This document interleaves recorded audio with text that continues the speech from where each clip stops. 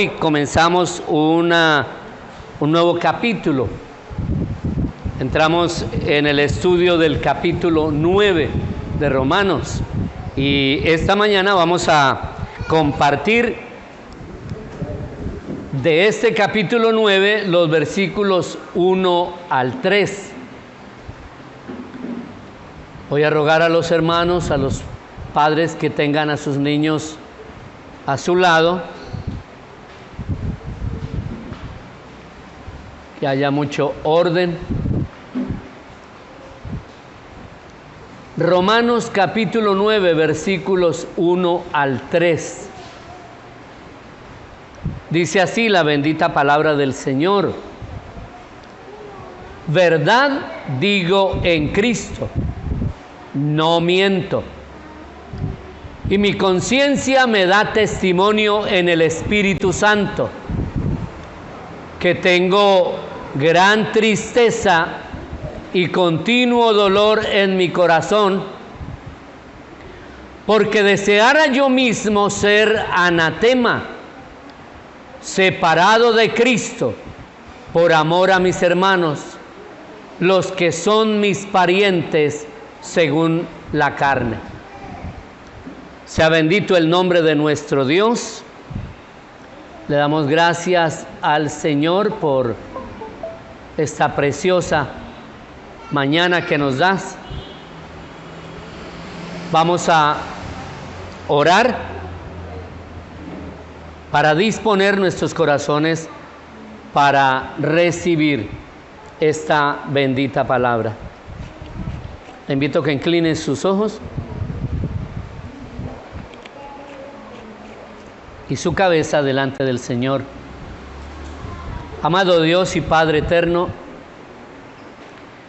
te damos gracias, Señor, por el gozo de poder reunirnos en este lugar, en este día. Traídos, Señor, y animados por la gracia de nuestro Señor Jesucristo, que nos es dada por la fe, para que como tu pueblo, Señor, vengamos a presentar acciones de gracias, para exaltarte a ti, Señor, a través del culto que en este día, Señor, tu iglesia presenta en todos los 4 puntos cardinales. Nos unimos, Padre, en el Espíritu, con la iglesia en todo lugar, para darte gracias por el gozo de reunirnos como tu pueblo, como tus hijos, de poder tener armonía y comunión con nuestros hermanos, para darte gracias y pedir, Señor, que a la vez tú seas hablando a nuestro corazón, que tú seas impartiendo tu palabra, que en esta mañana, Señor, la revelación de tu palabra sea impartida a cada uno de una manera muy particular y conforme a tu voluntad. Rogamos que tú, Señor, abras los ojos de nuestro entendimiento para que podamos comprender, Señor, todo lo que tú tienes en esta mañana para nosotros. Que nos dé, Señor, la gracia de comprenderlo, de recibirlo, Señor, con gozo, confiando que tú harás cada día en nosotros conforme a tu voluntad. Rogamos que el Espíritu Santo sea quien imparta, quien aplique esta palabra a nuestras vidas, que nos permee completamente, de tal manera, Señor, que salgamos revestidos de la palabra de Cristo, que salgamos, Señor, santificados a través de ella, edificados para la gloria de tu santo nombre, fortalecidos, consolados, Señor, a través del bendito mensaje de nuestro Señor y Salvador Jesucristo. Y que a través de ese mensaje, Señor, traiga salvación para aquellas personas que se acercan por primera vez o que se acercan a ti, Señor, y que no habían tenido la oportunidad y la experiencia de recibir la gracia salvadora de nuestro Señor Jesucristo a través de tu palabra. Y que tú añadas, Señor, aquellos que han de ser salvos por medio de la predicación de tu bendita palabra. Todo esto, Padre, lo pedimos con sencillez de corazón, en el glorioso nombre de nuestro Señor y Salvador Jesucristo, y dándote muchas gracias. Amén y amén. Bien, gloria al Señor. Antes de comenzar el estudio propiamente de esta mañana, quisiera hacer una pequeña introducción al capítulo 9, que es un tema muy importante y que de pronto en muchos lugares y en muchos púlpitos se ha hecho a un lado por considerar que este capítulo 9 al capítulo 11 de Romanos es solo un anexo de Pablo para hablar de los judíos, que no tiene importancia. De hecho, en muchas congregaciones se pasa de largo de estos capítulos, porque se tiene la tendencia a considerar que Israel ya no existe para el plan de Dios, que ahora únicamente toda la enseñanza de la Escritura tiene relación explícitamente con la iglesia del Señor. Cuando se explica que el pueblo de Israel ha sido desechado, se piensa entonces, se enseña incluso, que el término desechar es que Dios ya ha cortado a Israel de su plan de salvación. Y nada más lejano a la realidad.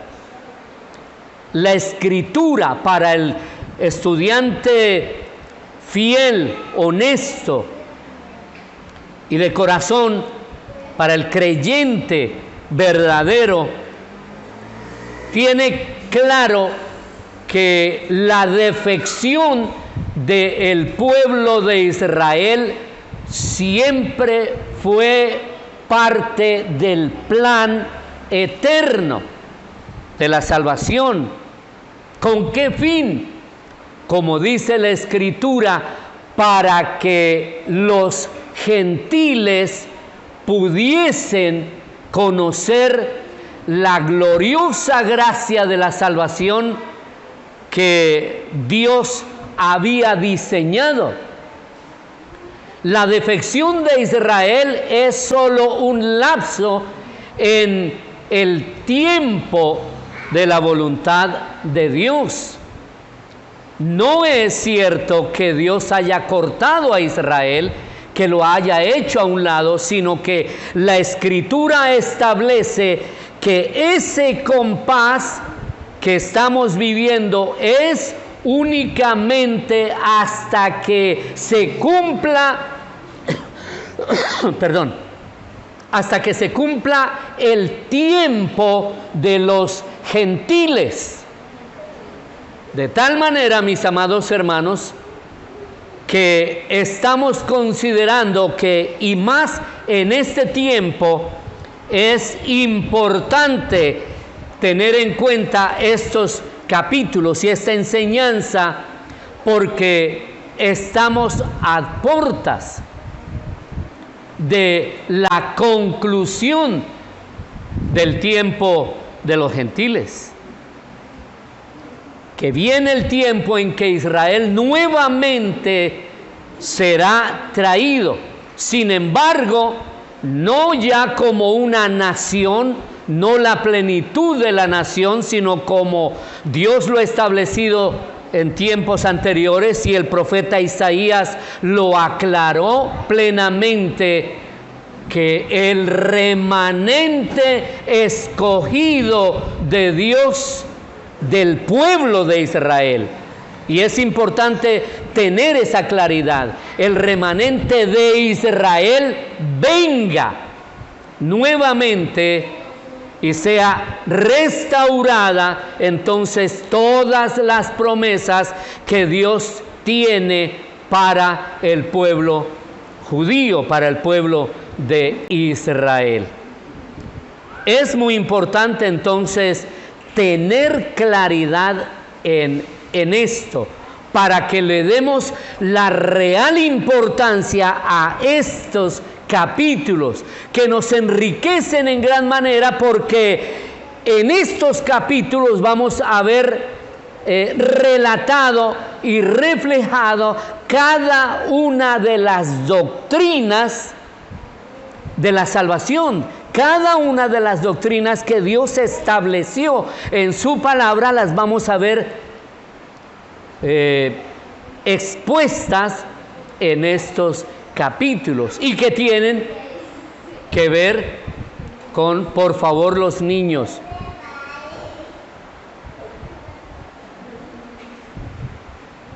que tiene que ver con el pueblo de Israel como el pueblo escogido de Dios. Si bien desde el momento en que la iglesia es establecida e Israel es hecho a un lado, sin embargo, en todo este tiempo hay muchos judíos que han venido al conocimiento de Cristo y han sido anexos, agregados, como Pablo lo establece, de la iglesia. Pablo dice que Dios hizo de los dos pueblos un solo pueblo, de tal manera que Israel siempre ha tenido prelación en el plan de Dios, sin que la iglesia pierda su protagonismo en este tiempo. Sin embargo, hasta hoy hay mucho hermano judío que ha creído en Cristo, que ha recibido la gracia de la salvación por la fe, que ha sido justificado como todos nosotros, los escogidos de Dios, y hoy son parte de la iglesia y ellos se identifican como iglesia. Sin embargo, la Escritura tiene que hablar del pueblo de Israel, y esa es justamente la razón de esta enseñanza a través de estos capítulos 9, 10 y 11 del libro de Romanos. Vamos entonces a mirar cómo Pablo, que empezó hablando acerca de la manera en que él se duele, cómo sufre con gran dolor por la incredulidad, por el rechazo de sus compatriotas a quienes él amaba, y rechazan el evangelio de Cristo de una manera tan enfática que hasta hoy muchos judíos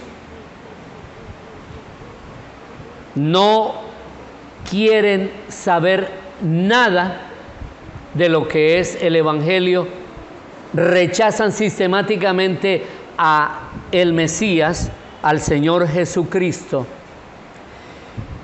y afincados no solamente por su propia incredulidad que, como decíamos hace un rato, es una incredulidad que Dios ha obrado, que ha colocado esa dureza en el pueblo de Israel con el fin justamente de que la iglesia del Señor, de comenzar, por así decirlo, el tiempo de los gentiles.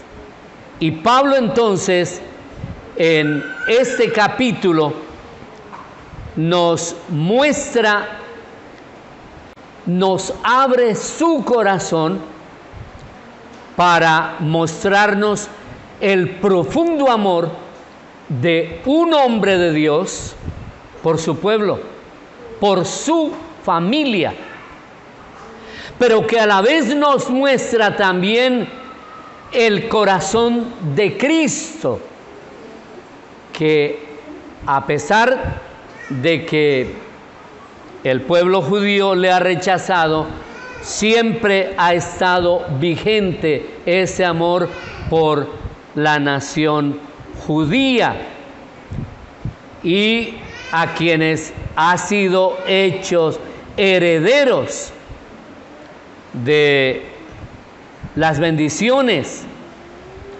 que le fueron concedidas a Abraham y que tendrán cumplimiento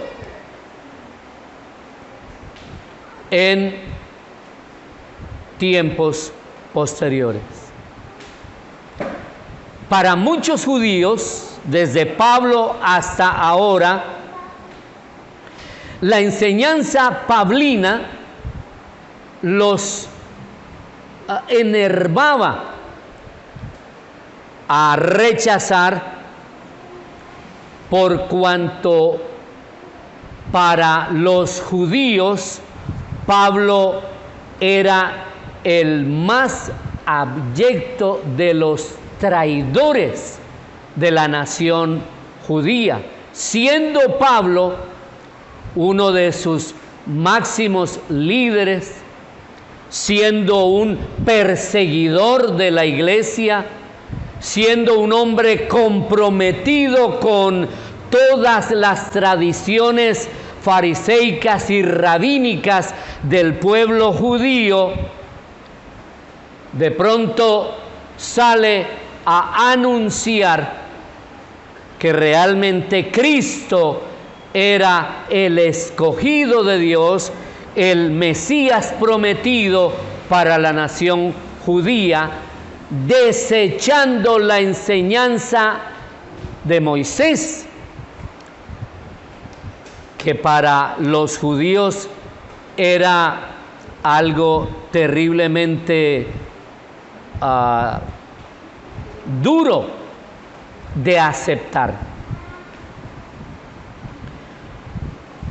De tal manera que cuando Pablo decía: sabed pues esto, varones hermanos, que por medio de Él, de Cristo, se os anuncia perdón de pecados, y que de todo aquello de que por la ley de Moisés no pudisteis ser justificados, en Él es justificado todo aquel que cree.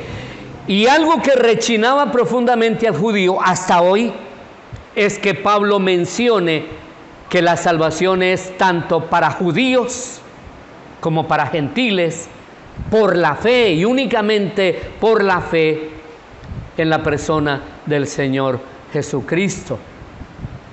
Para el judío religioso, e incrédulo, el cristianismo es sentido como una muy fuerte conspiración contra ellos, contra los judíos. Ellos consideran que como el más grande traidor de los traidores, la persona más odiada, mucho más que un gentil pagano, Pablo era considerado el Judas del judaísmo y es hasta hoy considerado el enemigo más grande de Israel. Ahora, todo esto tiene que ver también con una corriente antisemita que se ha manifestado a través de todos los tiempos y que desafortunadamente ha sido afincada por aquellos que profesan su fe en Cristo y en el Evangelio. Las naciones gentílicas históricamente le hemos afligido o infligido grandes dolores y tristeza, devastación y muerte a los judíos. Solo pensemos en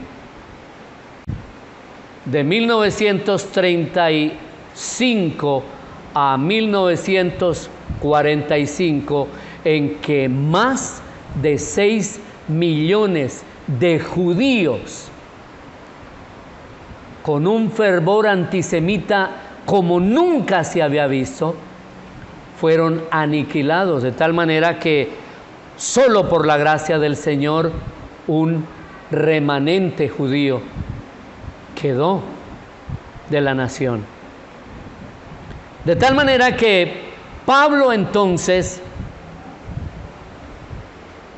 para ellos, no es un judío.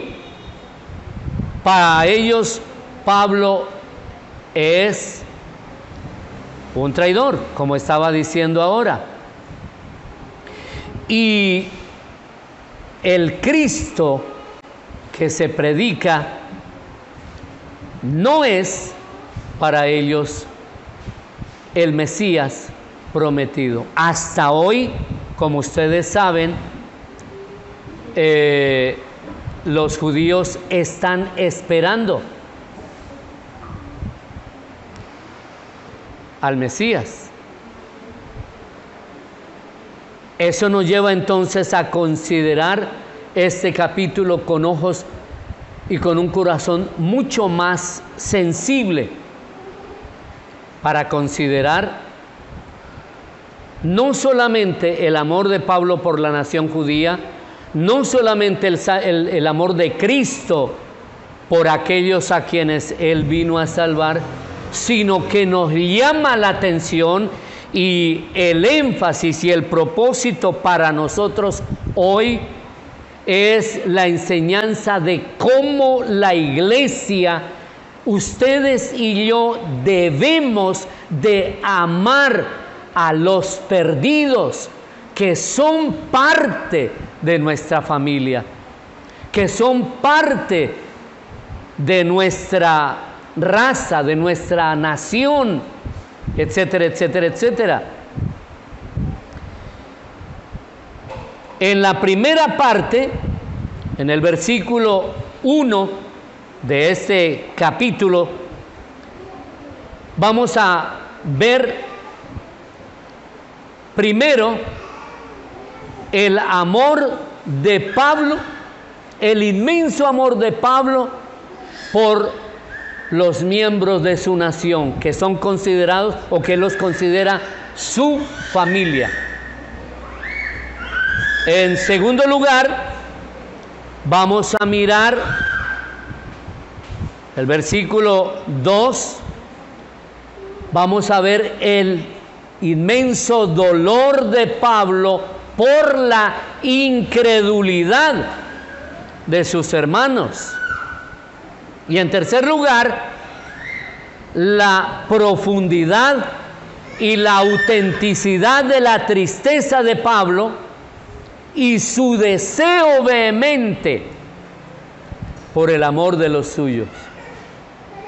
Y créame que es maravilloso mirar con los ojos del Espíritu lo que Dios quiere enseñarnos en esta mañana. Miremos entonces en primer lugar el amor de Pablo por los de su nación. Pablo comienza con una expresión invocando su honestidad, abriendo su corazón no solamente a la iglesia aquí en Roma, sino esencialmente abriendo su corazón a los judíos. Él comienza diciendo: verdad digo en Cristo, no miento. Él invoca entonces a su Señor, él invoca a su Salvador, él invoca a aquel que cambió totalmente su vida y lo invoca como testigo ante las naciones del sentir, de su honestidad, de su verdadero amor por su nación. Si bien Pablo fue llamado por Dios, por favor, si bien Pablo fue llamado por Dios como ministro, como apóstol para los gentiles, también es cierto que Pablo demostró un profundo y acendrado amor, de tal manera que estaba dispuesto aún a entregar su propia vida para la salvación de los de su nación. Eso tiene que hablar a nuestro corazón de cómo es el amor de usted y de mí hacia nuestra parentela, no solamente a los de nuestra casa, ni siquiera a los de nuestra familia, sino a todo el conglomerado que son nuestros hermanos, en el sentido de que somos creación de Dios y que nuestro prójimo incrédulo y perdido también son el objeto de la gracia del amor de Dios, por lo cual es necesario utilizar todos los recursos necesarios para predicarles el Evangelio. Pablo entonces nos muestra, en primer lugar, la honestidad que hay en su corazón para hablarle a los judíos. Esta verdad, dicha por Pablo, es dicha en el nombre de Cristo. Como decía, él llama a su Señor y Salvador como testigo irrebatible, como testigo real de el anhelo, de su esfuerzo, de su oración. Pablo no solamente se limitó a hacer oraciones esporádicas por su nación, sino que era un continuo dolor, un continuo gemir en oración por su nación, por su familia. Máxime cuando Pablo le es revelada toda la dimensión de la gracia que le fue otorgada a los de su nación. Ellos son los herederos de todos los pactos. Ellos son los herederos de la palabra del Señor. Ellos son los herederos de los profetas. Ellos son los herederos del mismo Mesías en la carne. Ellos son los herederos de nuestros pilares, los apóstoles. De tal manera que Pablo no está gimiendo ni está aparentando, sino que su dolor es genuino. En palabras de uno de los teólogos del siglo XIX, el suizo Frédéric Godot,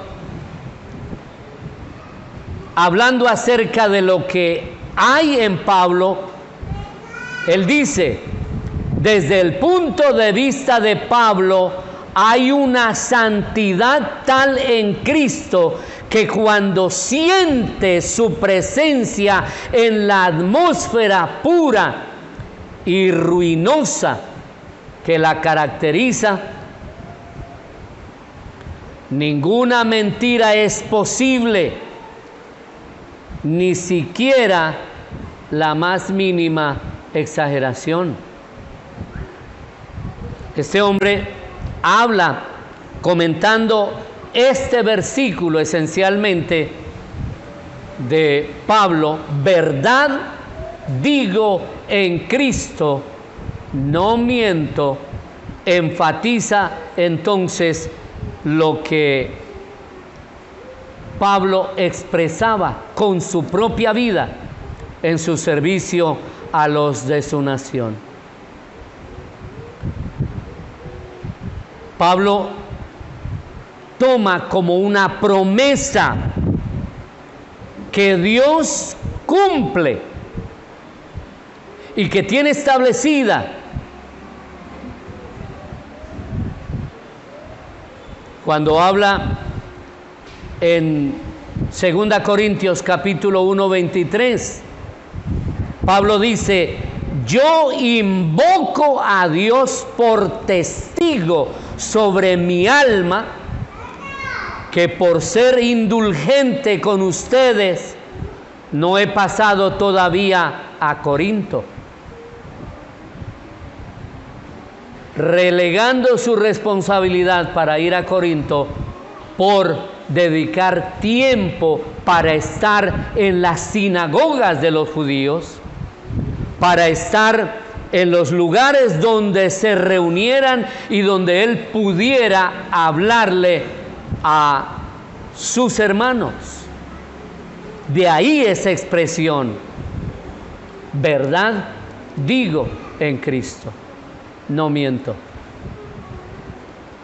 Para nosotros es un llamado de atención, porque Pablo está reflejando el mismo corazón de Cristo, de su amor por sus escogidos. Cristo no tomó como excusa el tener que dar su vida, sino que dice la Escritura que la dio, que vino a la cruz y lo hizo con profunda satisfacción, con profundo gozo, para salvar a aquellos que son su familia, porque le fueron entregados por Dios y hechos ahora su pueblo, hechos ahora su familia.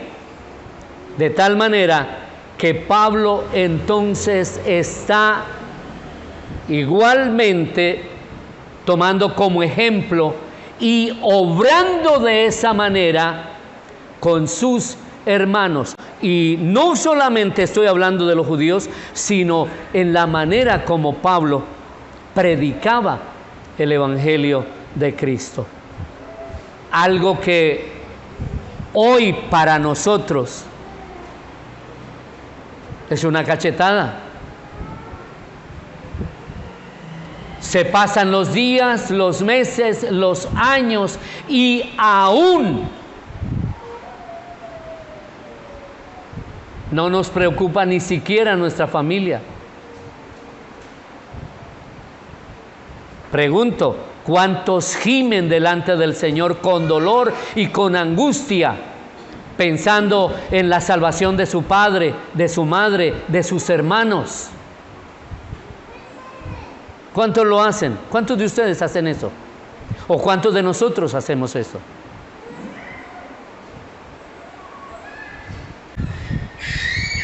Partamos de una base, de que nuestra familia está dentro de la promesa de Dios para nosotros. Y ni aún así, como creyentes, como portadores de la verdad revelada del Evangelio, nos dolemos. ¿Cuántos de ustedes, su padre se perdió, ya partió y partió sin Cristo? ¿O su madre partió sin Cristo? ¿O sus hermanos? ¿Su familia? Y estoy hablando solo del vínculo, del círculo cercano a nosotros, como es nuestra parentela. Ni pensar siquiera en cuántos de ustedes gimen llorando por la salvación de las personas del Carmen de Bolívar. ¿Cuántos a expensas de su dolor, de su bienestar, salen, toman una porción de la Escritura y caminan las calles del Carmen de Bolívar orando al Señor: Padre, dame mi tierra, dame el Carmen de Bolívar o me muero? Como decía John Knox, recorriendo las calles de Escocia, orando y gimiendo delante del Señor. Es llamativo entonces la manera como la vida del mismo apóstol era considerada como nada para él, gimiendo por su nación. Aunque Pablo sabía, Pablo tenía claro que Dios había hecho un break para los judíos con el fin de atraer a las naciones gentiles al conocimiento del Evangelio. Amén.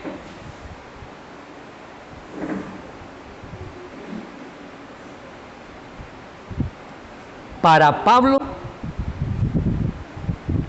Cristo era la vida misma, era su aliento. Y él ratifica ese amor, esa verdad que está invocando delante de su Señor cuando enseña cada uno de estos versículos, cuando habla de su nación. Pablo entonces, después de decir verdad digo en Cristo, no miento, él dice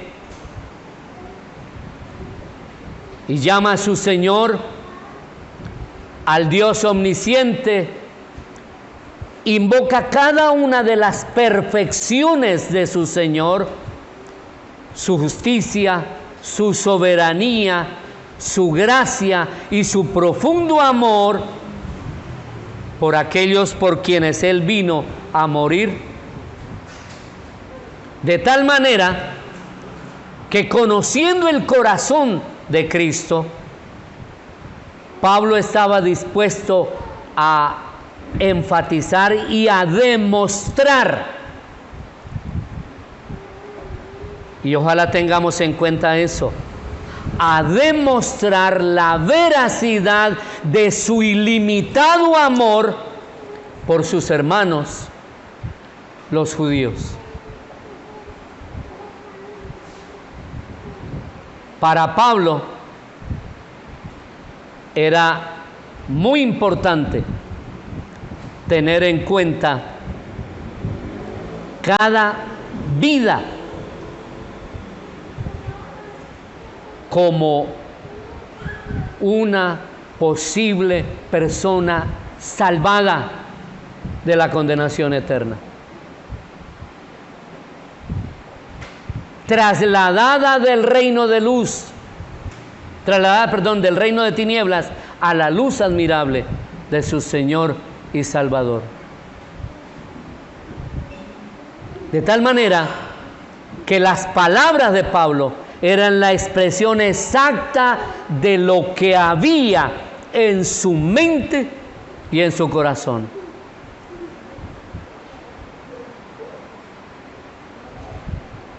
No solamente era la conciencia de Pablo,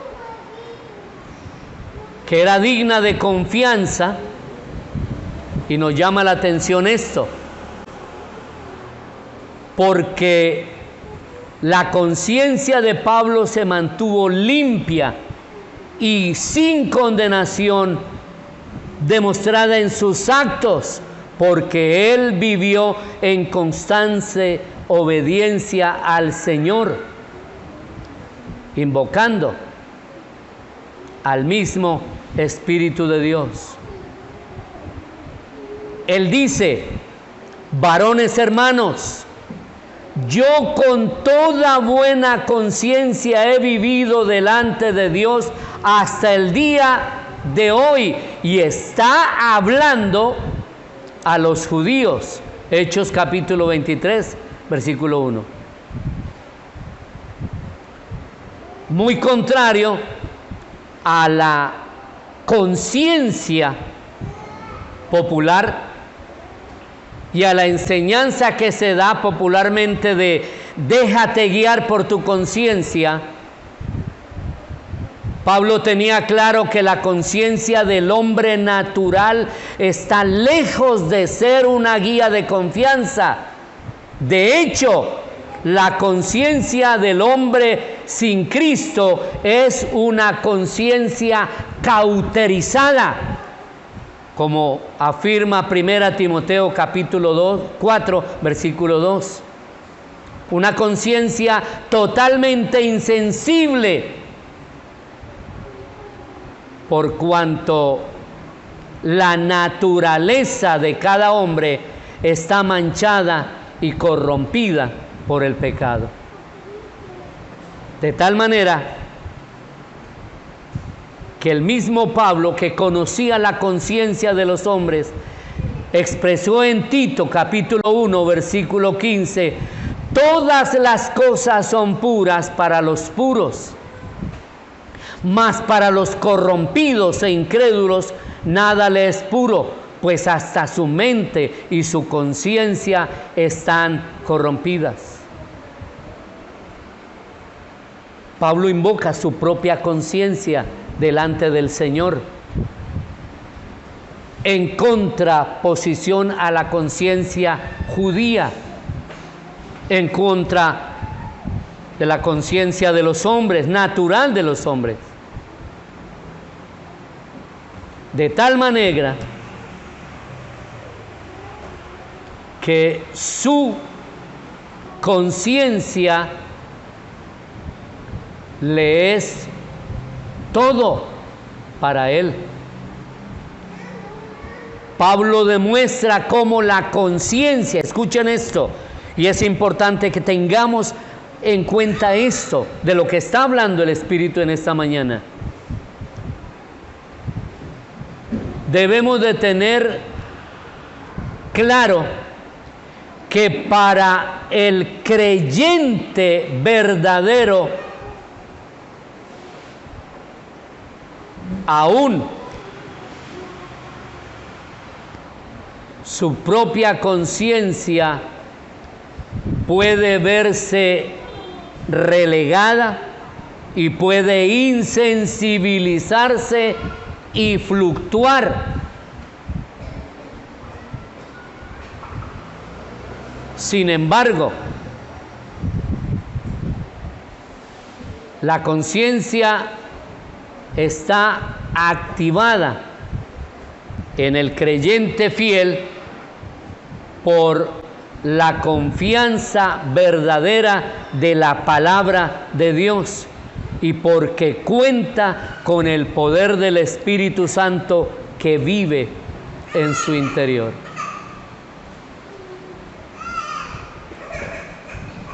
¿Cuántos de nosotros podríamos decir lo que Pablo dice? No solamente invoca el nombre de su Señor y Salvador, sino que coloca como testigo al mismo Espíritu Santo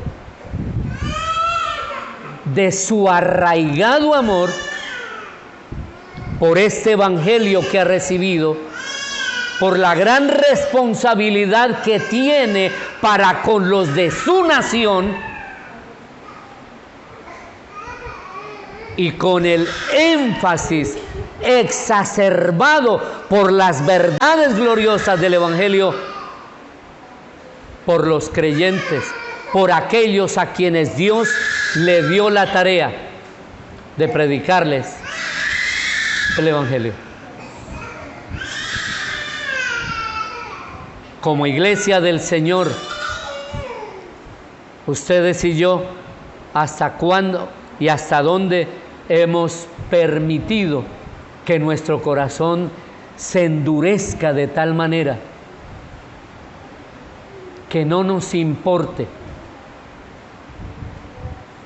la condenación de aquellos que están a nuestro alrededor? Comenzando por nuestra familia.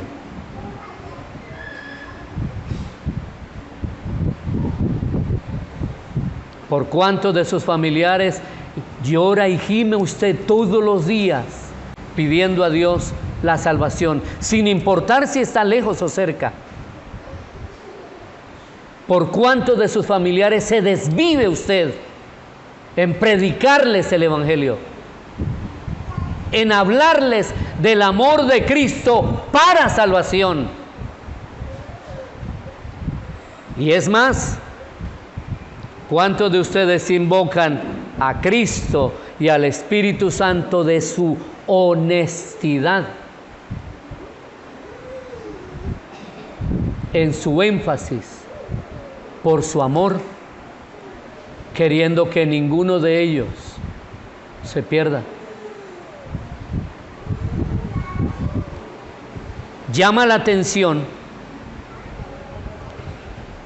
que la conciencia de un hombre malo que no ha nacido de nuevo no cumple funciones de vigilancia ni protección en contra de sus pensamientos y acciones pecaminosas.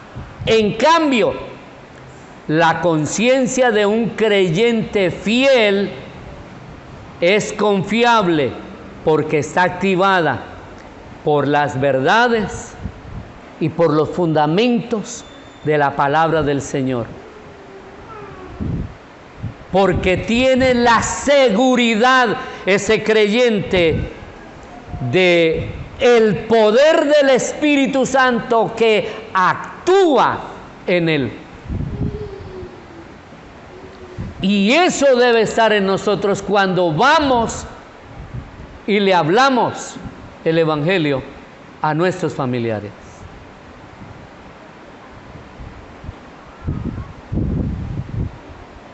Cada uno de nosotros incluyendo su pastor, tenemos personas que amamos,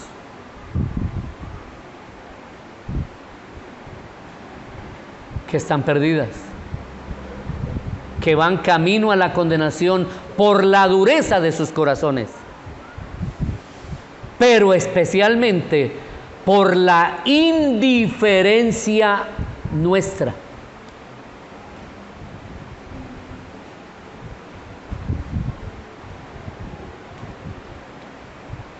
Tenemos un egocentrismo tal que no estamos dispuestos a permitir que de pronto nuestros familiares nos insulten por predicarles el Evangelio. ¿Y a usted qué le importa si su familiar lo insulta, si con eso logra que ese familiar que usted ama reciba el Evangelio y el Espíritu de Dios obre en él? ¿Recuerdan las palabras del profeta Isaías en relación a esto? Que Pablo hace, que Pablo tenía en cuenta todo el tiempo. Pablo, como conocedor de las verdades de la palabra del Señor íntegramente, consideraba esto.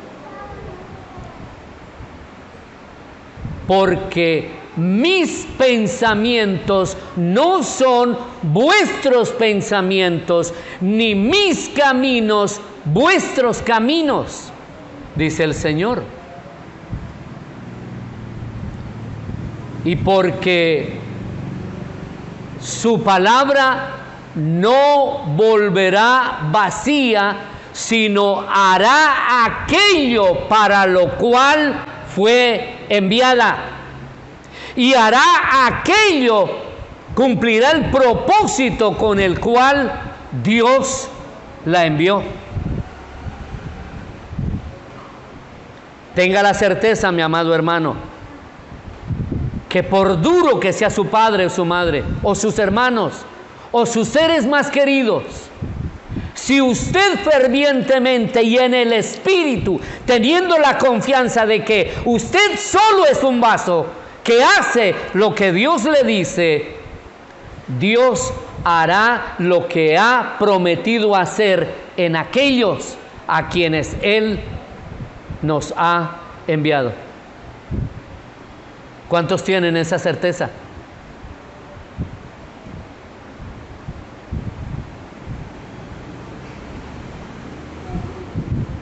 Esto nos lleva a considerar el dolor de Pablo por la incredulidad de sus hermanos. Eso no le arredró, eso no lo ató, eso no lo coartó para seguir gimiendo, sufriendo y soportando todo tipo de situaciones de los de su nación. Pablo dice: tengo gran tristeza. Oigan esto. Y es algo para que usted y yo nos preguntemos. Tengo gran tristeza y continuo dolor en mi corazón por la incredulidad de mis hermanos.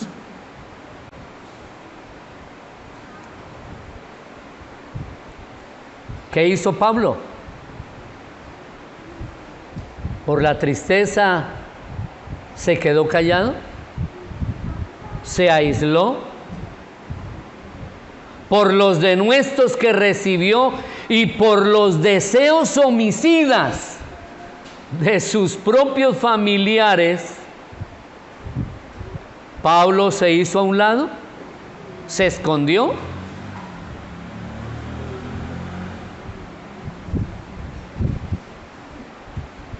Eso nos debe llevar a considerar, mis amados, lo que dice la Escritura en palabras del mismo apóstol Pablo. No somos de los que retroceden, No somos de los que huimos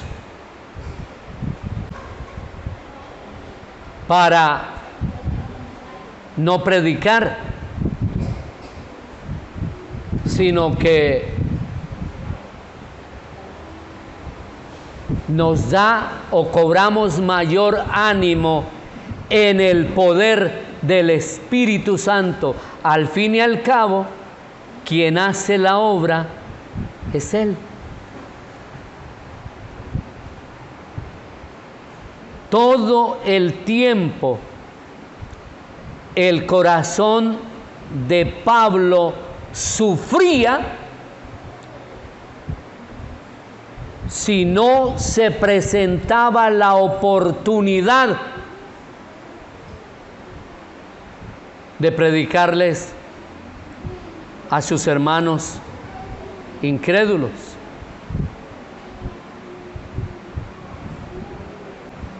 Él dice: he recibido la comisión de predicar el Evangelio a los hijos de Israel.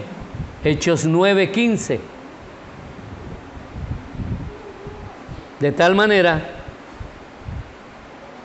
que su corazón se hubiera partido en 1000 pedazos si en alguna ocasión él no hubiera podido tener la oportunidad de proclamar el camino de salvación a sus hermanos de sangre, a los hijos de Israel, aún teniendo la oportunidad. Sin embargo, no podía aplacar la tristeza y el dolor que sentía por sus hermanos que no creían.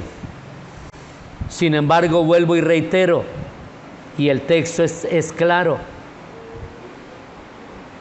nunca dejó de predicarles, sabedor de que Dios obraría en aquellos a quienes Él les predicara. El corazón de los verdaderos creyentes, y con esto termino por hoy, el corazón de los verdaderos creyentes se atribulan y sufren por la incredulidad de sus familiares y parientes. Nos atribulamos. Yo sufro por la incredulidad de algunos de mis hermanos, de algunos de mis parientes. Sin embargo, no dejo de predicarles. Y hay que ver que muchos de ellos se enojan conmigo porque les hablo del infierno. Y me han mandado al infierno primeramente a mí. Hermano, pues si nosotros nos vamos para el infierno, el primero que va para el infierno es usted, porque usted es el hermano mayor.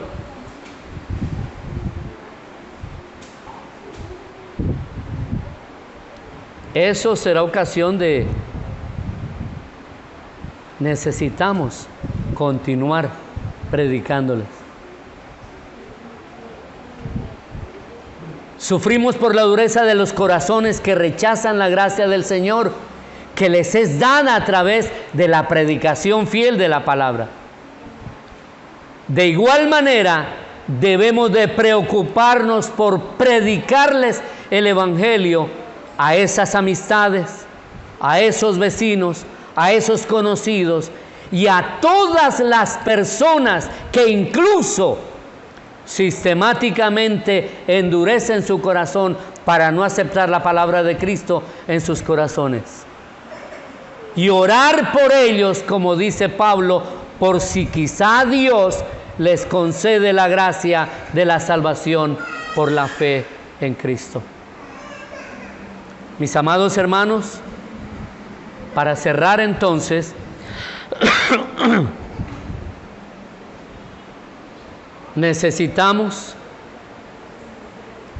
tomar lo que Pablo y el Espíritu nos ha enseñado esta mañana, aún como Pablo, pidiendo que incluso él sea anatema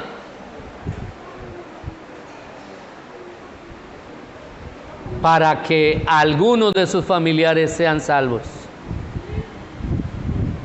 Ahora, esta expresión no es una expresión, no es que Pablo realmente pensara que él podría, muriéndose o haciéndose maldito o alguna cosa, pudiera salvar a otros. Pablo sabía, tenía claro, que ni su muerte, ni sus obras, ni lo que él hiciera podría añadir a alguien a la salvación. Lo que sí tenía seguro es que ese acendrado amor que él colocaba en anunciarle a otros el mensaje era obrado por Cristo. Solo Cristo es quien puede traer salvación, derribar la incredulidad natural de nuestros familiares y traerlos al conocimiento de Cristo. Solamente y únicamente el amor y la gracia de Cristo en los corazones de aquellos que le pertenecen pueden producir tal devoción y disposición al sacrificio personal, de tal manera que cuanto más obedezcamos su palabra, cuanto más nos sometamos a la voluntad de Dios, más vamos a amar como Cristo nos ha amado. Oremos al Señor. Amado Dios y Padre eterno, te doy gracias a ti, Señor, por esta mañana preciosa que nos das de proclamar esta gloriosa verdad, esta exhortación, este llamado, Señor, este latigazo que recibimos a través de tu palabra por el Espíritu, que nos llama la atención, Señor, del amor de tus siervos, del amor de Cristo, del amor de Pablo y del amor de todos aquellos hombres que incluso han ofrendado sus propias vidas por amor a aquellos a quienes sirven, a aquellos a quienes fueron enviados, a aquellos a quienes fueron comisionados de proclamar estas gloriosas verdades, que es el Evangelio de Cristo. Y que esto produzca, Señor, en nosotros un sentido profundo de conciencia y de sensibilidad para que nos animemos y con denuedo, Señor, empecemos a orar y a clamar para predicarles el Evangelio a todos aquellos que están a nuestro alrededor, comenzando por aquellos a quienes amamos, nuestros familiares, nuestro primer círculo, Señor, en nuestra familia, como establece tu palabra. Primero nuestra casa, y luego los de fuera, y luego los de nuestra nación, y por último los de todo el mundo. Padre, rogamos que el Espíritu de Dios obre en nuestros corazones y nos dé, Señor, ese profundo anhelo y disposición en esta mañana de clamar delante de ti, para que tú nos enseñes, vuelvas nuevamente a obrar, Señor, despertando ese amor en nosotros por aquellos de nuestros semejantes que padecen, Señor, apartados del amor de nuestro Salvador. Por si quizá, como dice el apóstol Pablo, tú les concedas la gracia del arrepentimiento para salvación por la fe en el nombre de Cristo.